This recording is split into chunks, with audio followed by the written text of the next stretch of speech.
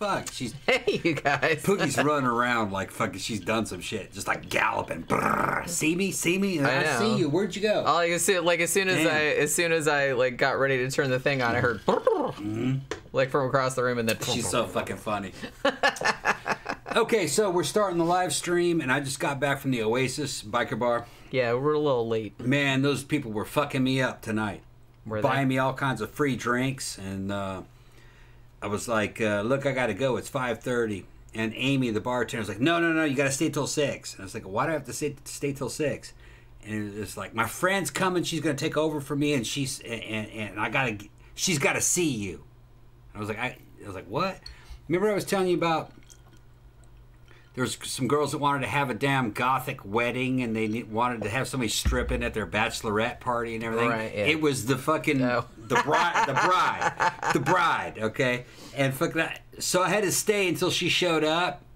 And she was cute. She's like a taller version of like fucking of fucking Aurora. She's like that, and same tattoos and everything on her back. And I was like, you have to understand something, baby. I'm not a stripper. It's just that this right here is trying to get me.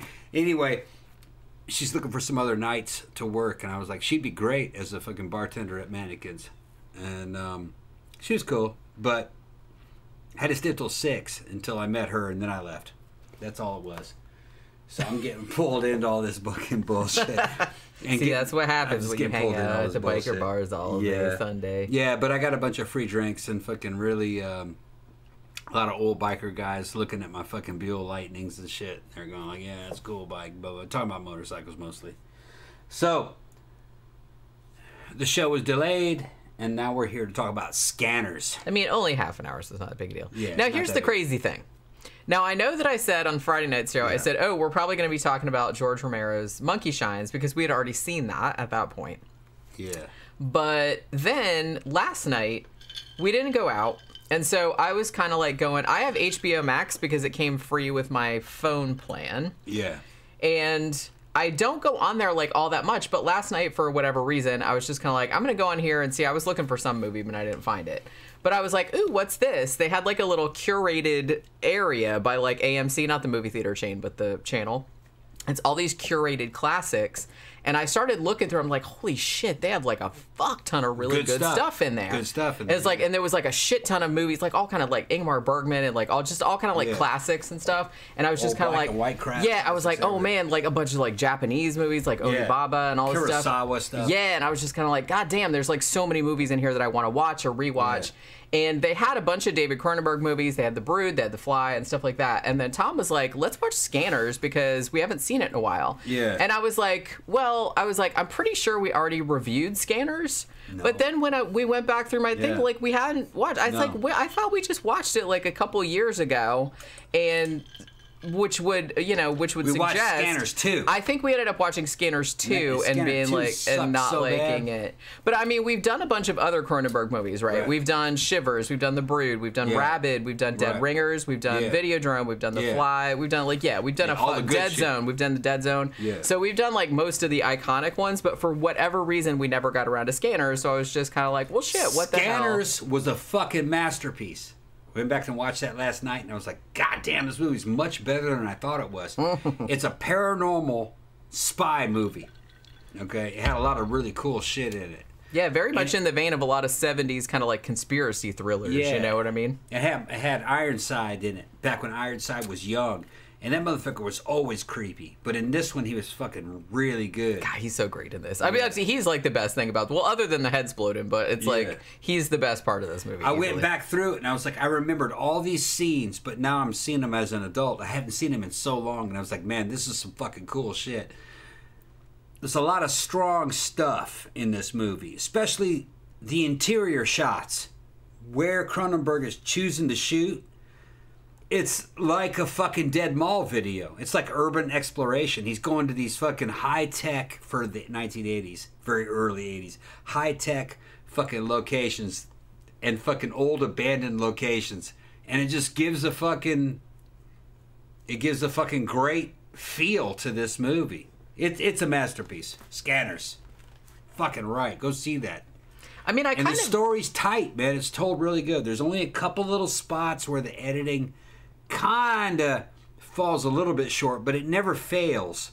It's always good. It's slightly saggy in the middle, but it's just a lot of movies have that problem now. The thing that's amazing about this is that, I mean, this was really, David Cronenberg had made movies before this, obviously. He made Rabid and, and Shivers and stuff. Yeah. But I think this was the first movie that was kind of like a big hit. Yeah. And it was sort of like the first one that gave him like mainstream attention. But the craziest thing about this, he has gone on record as saying this was the most difficult movie he ever shot. What they were trying to do was they were trying to get, because you know how Canada used to have, because a lot of his early films were funded by, the tax shelter thing. Yeah. So he was trying to get that for this, but the deadline was like immediately. So they had to like put it into production before there was even a script done and before any of the sets were done or any of the locations were scouted or anything like that. So pretty much the whole shoot of this movie, which I think was only like a month or two, was he would get up super early, write the scenes, and then like they would shoot, and then like he would go scout some locations, and then they would shoot. You know what I mean? He did have ideas for this like back in the 70s, because I think he had written a couple stories. Like there was one called like Telepathy 2000 or something like that. But he had like a couple ones about like dueling telepaths or psychics. So he was kind of like jumping off from that. But yeah, this didn't even have a finished script when it went into production. Well, and you can't really tell that, to be honest. Some people are going like, I can't wait to remember this one and blah blah blah. Look, go see this. See it. It's a masterpiece. Like I said, it's on HBO Max. I'm not sure where else it is. Yeah, you can see it for free or fucking rent it. If you have HBO Max, you can. It's kind of the cross. It's just it's kind of like an urban exploration video and fucking a spy movie, and it's just everything all happening at once. It's aged really well. It's really good. And some of the shit that Cronenberg has filmed, probably in the time that he filmed it, it didn't mean much, but over the years it's aged out to where it's like kind of, a certain way, become extremely hip. Yeah, it's amazing how kind of like sort of modern this concept is. I mean, I know that there was a lot of, somebody brought up The Fury, which was a Brian De Palma movie. So you did have a lot of like telepathic style movies, like in the 70s. You had Carrie and The Fury and stuff. So this kind of goes along with that, but in some other ways, the way that it sort of sets everything up as the psychics, or the scanners, being like the next stage in human evolution, possibly, that was caused by like some kind of drug that gave them this mutation. It's almost kind of like a little bit like the X-Men. A little bit. It has kind of that kind of thing to it. Like, these are mutants. Are they good? Are they bad? The drugs and the mutation, what they're talking about is thalidomide. Thalidomide, which I'm actually a victim of thalidomide. My big toes were fucked up. They fixed them. But that was thalidomide. And fucking, because my toes when I was born, it was like they were on their side, like thumbs. So they fucking cut that shit. And I was lucky to even have arms and legs, because thalidomide will fuck your ass up. Yeah, look that shit up. And so they're talking about thalidomide, but what they're talking about is the thalidomide making a motherfucker psychic. Ephemeral is the name of the drug in the movie. What's great about it is that they've gone beyond the concept of nation states and governments, is that it's fucking corporations. Yeah, it's like corporate warfare. And it's corporate warfare, and corporations using spies to fucking track each other down and kill each other. It's fucking great, man. It's fucking just very much ahead of its time.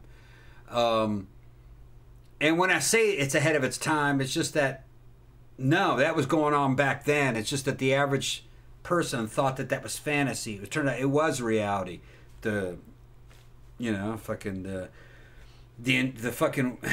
industrial, the military industrial complex is exactly what they're talking about, and that goes way back. So the movie's fucking very cool, very, very cool. And it's I saw it when it was new. It's cooler now than it was back in the early 80s. It's cooler now than it was. So see it. You want to hear something hilarious? Yeah. I remember very vividly my parents, when I was little. Now, this came out in 81, right? Yeah. So I would have been 9 when this came out. Obviously, we didn't go to the theater to see it, but my parents used to take me and my little brother, who was probably only 5 or 6 at the time. Like, we would go to the drive-in, because, it was kind of cheap, and a lot of times they would have double or triple features or whatever.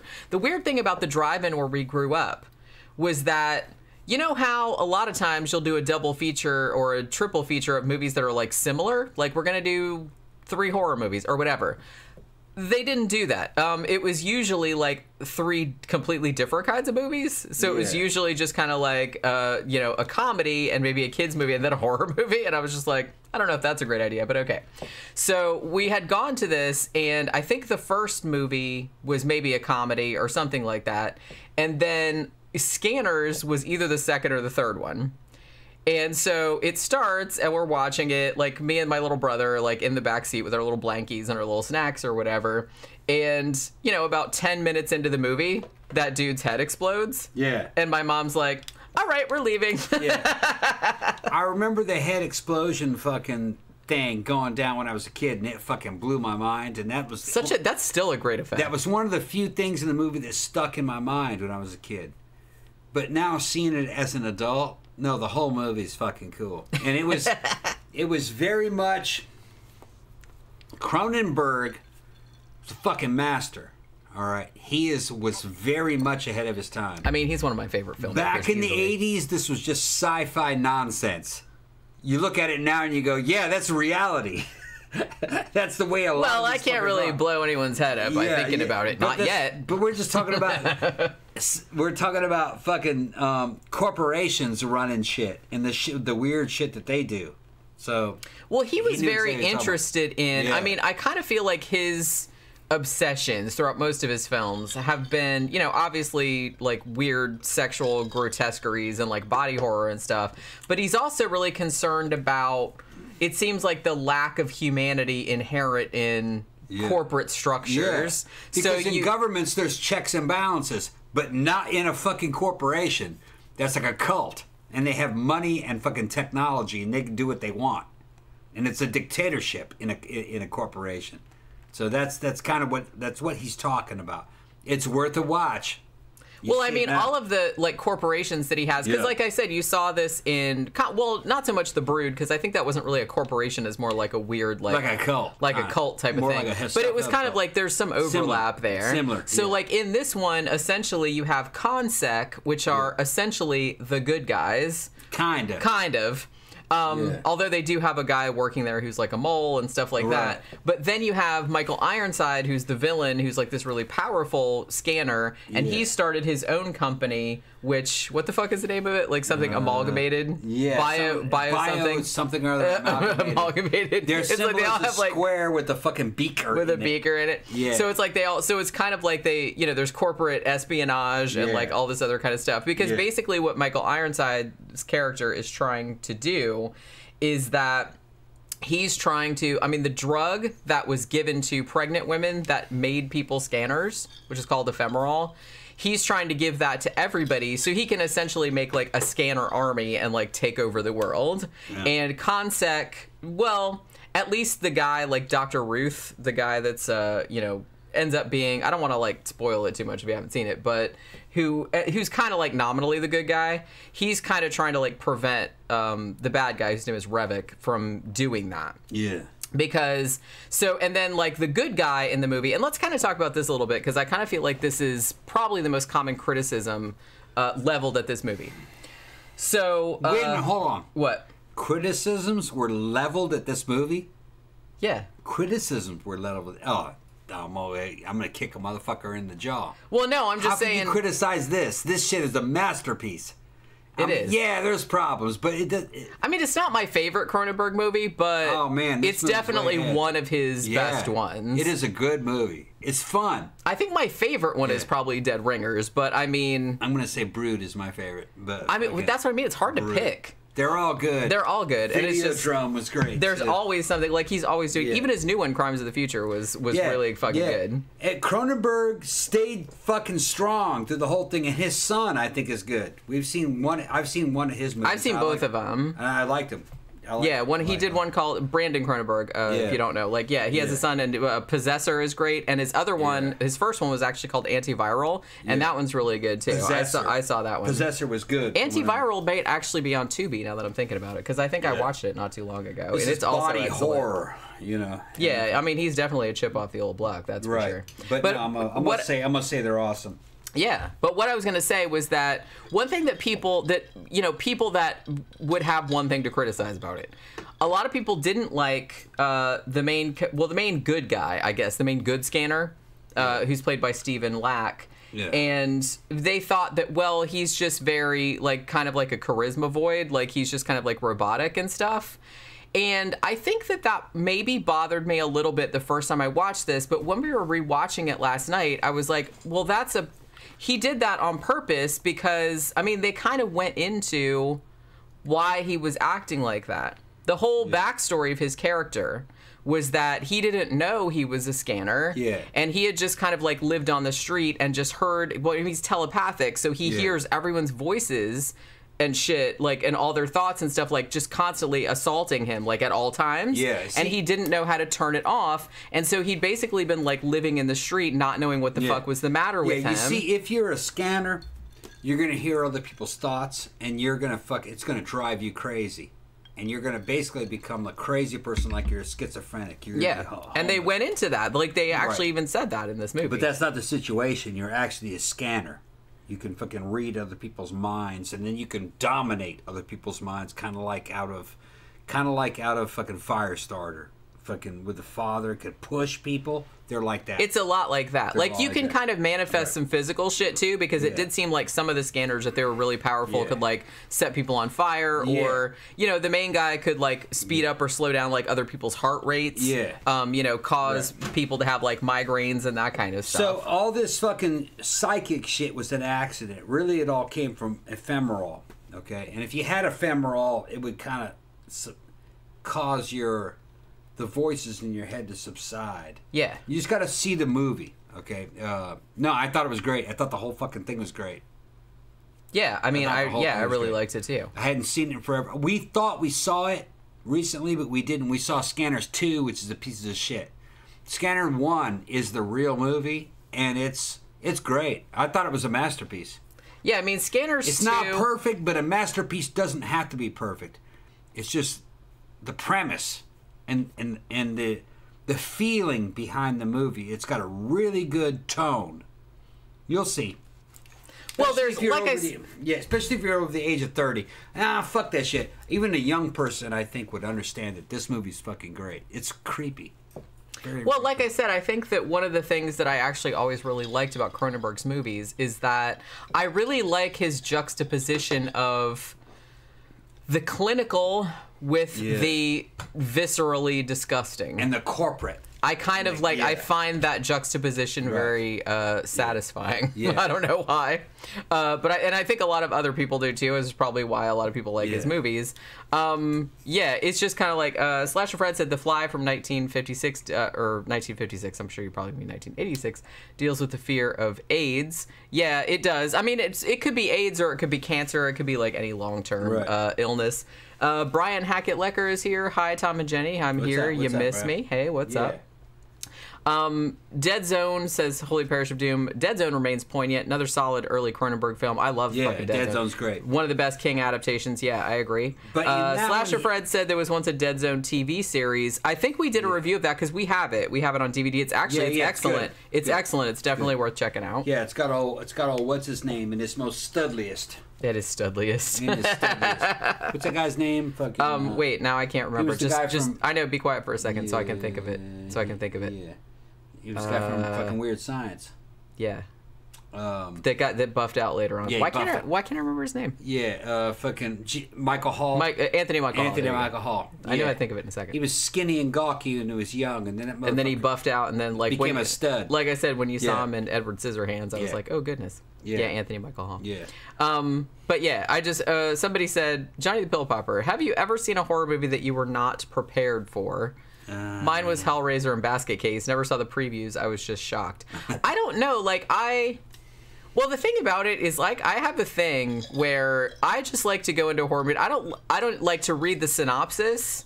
I don't like to anything. I don't want to expect anything. A lot of that. I just want to watch it and see what happens. To answer your question, a lot of it has to do with your age. At the time, back in the 80s, my dad took me to see The Thing. All right, at Sawmill Square Mall in Laurel, Mississippi. And when we saw The Thing, okay, my dad saw it first. He saw it with a date. And he goes back, and I was a kid in my teenagers. Must have been 13 or 14, I don't remember. Maybe I might have been younger. He's like, you got to see The Thing, you're going to love it. I saw The Thing, and it blew my fucking mind. Yeah, it was 82 when it came out. 82, yeah. It blew my fucking mind. I can see that. And we loved it. Loved it. We saw it like 4 times, me and my dad. Yeah. Because it was something that, from our point of view back in those days, it was something that could actually exist. Something that could come from the sky. I still maintain that the effects in that absolutely hold up. Yeah, in terms of in some ways they do. It's practical effects, and it's an object that's like really I said, there. always looks better. And I gotta say, I liked the sequel, The Thing 2000. I think it was 2011. I think it was 2011. I still like. It's kind of a prequel. Right. It was a prequel. And I liked it too. Yeah. I wasn't expecting much, but I was like, oh, that was actually the prequel was very good. That was quite decent. It was supposed to be practical effects, and they made a bunch of practical effects, but then they went over the practical effects with CG because they thought they wanted to make it look like a new movie. But some have said that the original version before they fucked it up was fucking even better. You know. But it doesn't matter. I'm more of a story guy. I'm not really all that visual. I don't care.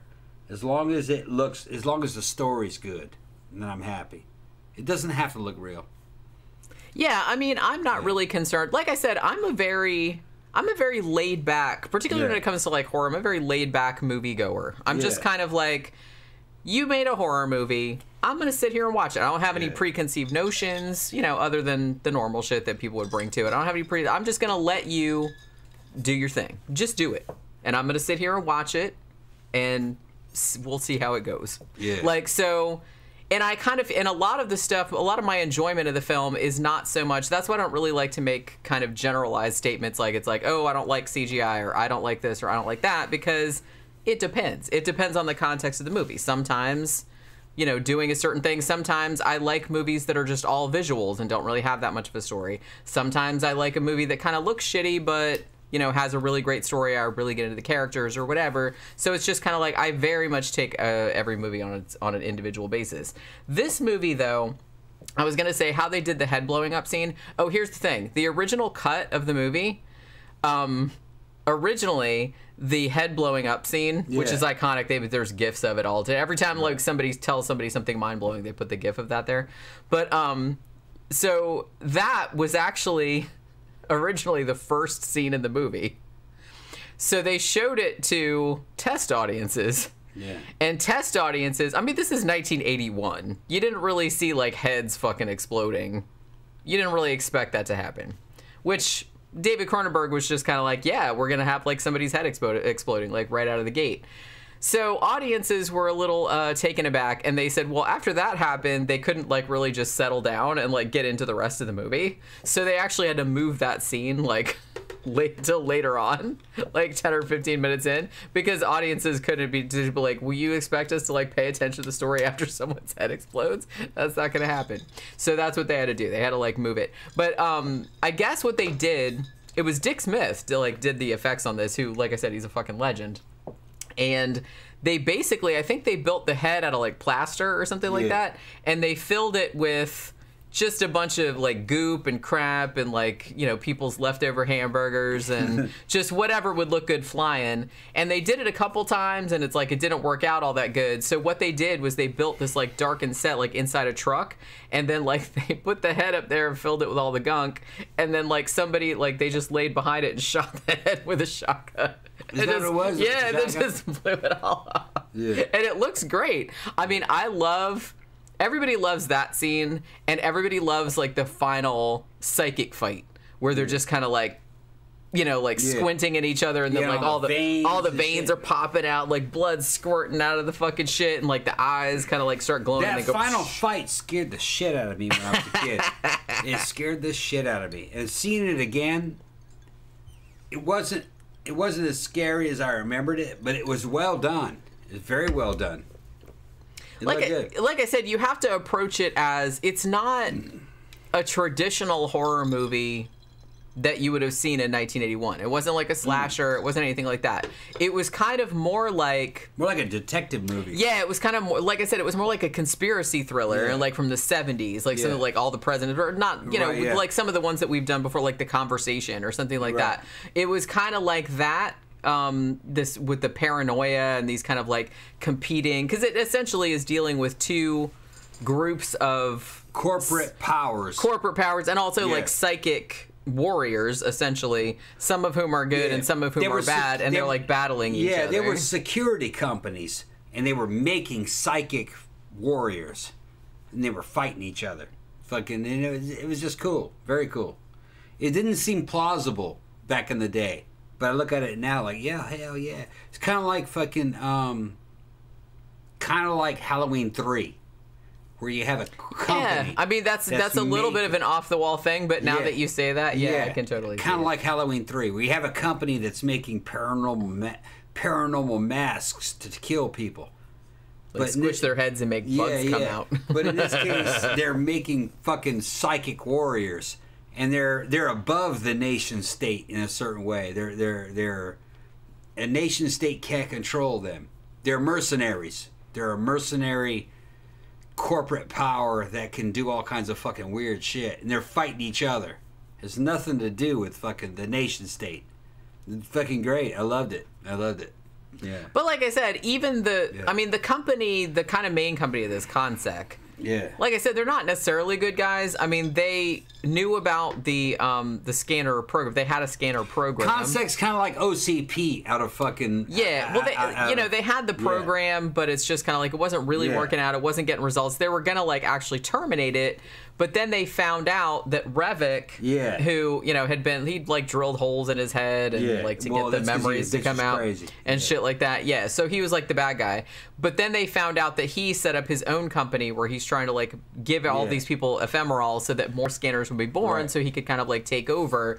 Then they said, okay, well, we need to find a scanner that's as powerful as him, but that can be persuaded to come over on our side, and like we have to figure out like how to fight him, because none of the scanners that they had, because there were only, what did they say, like 237 people that could do it. Consec was kind of like OCP out of RoboCop. They were a defense corporation that was making weapons, psychic warriors. They weren't good or bad, but there was another corporation that was even worse that they were fighting against. And that's really what it is.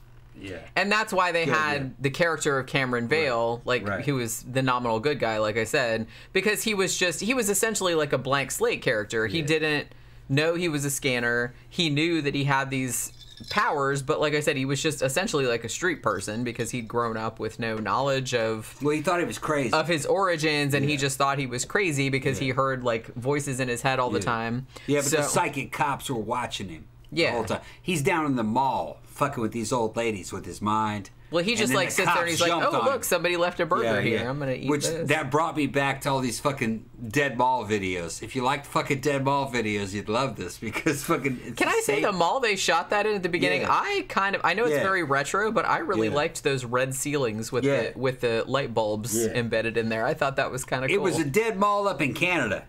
That probably doesn't almost all of this was shot in Toronto, Quebec, and Montreal, as far as I know. Like I said, that's where Cronenberg shot almost all the of whole his mall movies. concept fucking trips a lot of our generation out because we thought that was the future, and that shit is now the past. Okay, where you have a fucking city downtown area covered by a ceiling and with air conditioning in it, and fucking replacing downtown. But none of that is a reality anymore. It's just weird how reality has evolved, you know.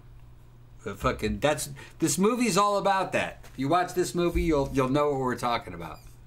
And go see some fucking go see some fucking urban exploration videos on YouTube, and you'll see. It's great. It's a masterpiece, if you ask me. I mean, like I said, it's not my favorite Cronenberg, but the thing about it, that's... I don't even know if that'd be called damning with faint praise, because it's just kind of like he had so many fucking great movies. Yeah, he had so many good ones. We haven't even talked about like Naked Lunch or any of like his newer stuff, like Eastern Promises and stuff like that. Each one of them is different. Yeah, so they're all different. And Crash, which was also really good. I like this one and maybe The Brood and Videodrome. Those are my favorite ones. I kind of wanted to rewatch The Brood too, but we already covered that one, so we didn't like we watch still it again. see Brood again. We haven't done Naked Lunch yet, though. Yeah, guys. We should probably do Naked Lunch. I haven't seen that in a really long time. The book was weird. I read it when I was a kid, and then it was weird. It was weird. And then fucking Cronenberg jumps in and goes, "I'm gonna make a movie about this." That crazy motherfucker. How are you gonna make a movie over fucking Naked Lunch? The cool thing about Cronenberg, the thing I love about Cronenberg, and it's kind of a similar thing to what I love about Lynch, even though they both have like a very different like approach to how they kind of come at filmmaking, is that Cronenberg comes up with like the weirdest shit ever, like the most. But when he talks, he seems he's just very, very like intellectual. He thinks a lot about like what he's doing, he's very like literate in the language of film, and he knows exactly what he's doing and the emotions that he wants to evoke. Cronenberg, if you're out there, if you're watching this video, I love you. I do. You're a weird motherfucker. I mean, Tom's drunk and everything. I'm drunk as a motherfucker, but I'm looking at him like, nah, I do love you. Fucking, you got some weird shit that you come up with. I love it. It's great. I do understand. I love weird. I mean, I love weird. I love weird. You know that. I understand it and I appreciate it, but you're a weird motherfucker. Like I said, he's a lot more clinical and calculating. Yeah. Whereas David Lynch is more like emotional and like very, very like Jungian. Like he just wants to do stuff that's like dreamlike, and he's just kind of like, well, people will find meaning in it. I'm putting all this dream imagery up there. So, but I love them for similar reasons. They're doing like some weird ass shit, but you know, fuck, man, they're kind of like coming at it from a different way. Yeah. Holy Parish of Doom says Crash. Haven't seen that in quite a while. Yeah, I remember seeing that. I might have seen that at the theater. Now that I'm thinking about it. I saw a lot of Cronenberg movies at the theater because I was a big fan of his in the late 80s and early 90s, you know, when I was old enough to go to movies by myself. So I saw that. Another one I kind of want to rewatch is Spider, because I remember liking it, but I know that a lot of people that are even big Cronenberg fans like really did not care for it. And I remember liking it, but I can't remember all that much about it. So I really want to like rewatch Danny's it. in there saying this is better than The Brood. I'm going to say no. They're about the same. Well, it depends on what you... The Brood is different. I like The Brood better, but I'm not saying that it's a better movie than Scanners. The Brood's a weird idea. And fucking... I love all that shit. Yeah, I do too. It's not about better. It's just... It's different. It's different. Well, like I said, every single one of his movies... Well, the thing that's cool about it is that you can tell, like, he has a particular style and a particular set of obsessions that has carried him through all of his movies, but all of his movies like have something different to offer. Yeah, Brood, you know what I mean? great. Which I think is great. Yeah. Danny Rowling said A History of Violence is my favorite Cronenberg film. See, that's also a great one. That's also a great one. Now, you probably haven't seen most other than Crimes of the Future. You haven't seen Eastern Promises. You'd probably love Eastern Promises. Yeah. Honestly, you should probably see that. I only know old Cronenberg. Yeah. I haven't seen. He's still making movies, obviously. Yeah. And he's what, in his 70s, 80s? Yeah. He's got to be. I don't know. But yeah, so he's good though. Somebody mentioned Dreamscape. I've been wanting to do a movie retrospective on Dreamscape for a really, really long time. I think I put it in the poll a couple times, but it never wins. Because I saw it on cable like all the time back in this. I think it came out in '84. And I've been wanting to, I saw it so many times back then, and it's just kind of like I never got around to doing it. I've been really wanting to like rewatch it, so maybe we'll do like a matinee on it one of these days. Yeah, better than the... Yeah, like I said, I'm not gonna like be mad. Like whatever Cronenberg movie people pick as their favorite, or whichever one they think, because all of his shit is so good, or at least interesting, that... Honestly, whatever Cronenberg movie you think is the best one or your favorite one, I'm not going to argue with about it. I thought it was all good. That's what I mean. It's all good. Yeah, I've never seen a bad Cronenberg flick. They're all good. That's what I mean. That's the great thing about him. And like I said, that's the great thing about him. That's the great thing about David Lynch. That's a great thing about people like that. It's like, even when they put out something that you don't love it, it's still really interesting. Everything I've seen from his son was good too. Yeah, same. So and he understands his dad's style. They're good movies. Like I said, they're very genetically similar. I'm guessing, so it's like they come up with like the same kind of shit. He knows the Cronenberg style. Well, and like I said, I don't think. Maybe we talked about this a little bit when we talked about Possessor, but I don't even think it's so much, Cronenberg's my dad, so I'm going to do some Cronenbergian shit, like in my movies, but it's just like, well, they're related, and he was presumably raised by his dad, so you're going to be kind of similar to your family member in some way, so they're going to have the same kind of proclivities as their dad. I don't think it's anything, well, it's just kind of like if people piss and moan about, like, Joe Hill, his writing seems like Stephen King. I'm like, well, Stephen King is his dad, so that's what he's got his own thing going on. Everybody does, but it's just kind of like, obviously you're going to be influenced by that because you grew up around it. Cronenberg, father and son, I give it a thumbs up. Yeah, I give it a thumbs up. It's good. Thank you, Tom. Yeah. Well, they were both good. We saw his movie. Yeah. You should, like I said, you should probably watch Antiviral, too. You might like that a lot, too. Good. I think I watched that a few months back. But that was his first one, Antiviral. Now, his son is different. He's not copying. He's different. But he's got, like I said, he's got his own thing going on. It's evolved a bit, but it's good. It's good. If you like his dad, if you like the dad, you'd like the son. It's similar. I'm fucking drunk. We gotta fucking shut this shit down. We do. How much time do we have? What are you talking about? Well, we've been on for 40 minutes. I'm gonna make us something to eat. Yeah, he's hungry. When you're ready. All I've had today was a plain omelet, and that was hours and hours and hours ago. Me too. Same thing. Me too. Same thing. So, I'll make us something to eat. Okay. Holy Parish of Doom says, same Spider and History of Violence are the last I've watched. Yeah. I'm going to rewatch Spider, and I think there's a couple of his newer ones that I haven't seen, but I don't know. We've done a lot of Cronenberg movies, but I feel like there's a bunch we haven't done that like I said, that you might like. You might like Eastern Promises. You might like Existenz. Yeah. I remember seeing that one in the theater. Existenz. Actually, if you liked Crimes of the Future, the new one. Yeah, it was good. It's good. You'd probably like Existenz because that had a lot of the same. I mean, it wasn't exactly the same, but it had a lot of the same kind of like touch. It was me, Jenny, and one other dude watching the new Cronenberg flick. Yeah. What was it called? Existenz? Crimes of the Future. Crimes of the Future. And we loved it. And after it was over, the dude was like, what the fuck? And I was like, what the fuck did I just watch? It's fucking Cronenberg. And he's like, yeah. He was on a walker and shit. And he was like, yeah, okay. Yeah, there was literally one old guy. One old guy. In the theater with us. One old guy understood. And I'm like, it's Cronenberg, man. He's like, yeah, that motherfucker. What's he doing? I like that he kind of returned to it because, like I said, with the Eastern Promises and History of Violence, those they aren't like the visceral horror stuff that he's kind of known for. But Crimes of the Future kind of went back in that direction. Yeah. It's like, hey, you want another like stomach vagina? We got that for you. You know what I mean? So I like that. I appreciate that he's like returning to his roots with the body horror because I kind of like that. Although, like I said, I did like his psychological stuff too because Dead Ringers didn't have a lot of the body horror other than the instruments for operating on mutant women. There's that kind of thing, but there's that. What are you doing? Just molesting. Okay, knock it out. I was down here molesting on you. Man, you are drunk. Are you sure you're gonna be all right? I'm fine. You sure? All right. It's just molestation. All right. So we gotta go make something to eat before he decides he's gonna do whatever he's gonna do. Yeah.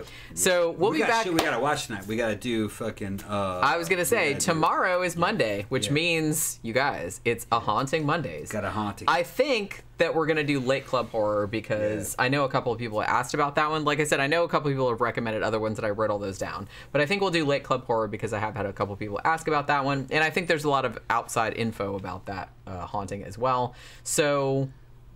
So be sure to be here tomorrow at 6 p.m. Eastern Standard Time.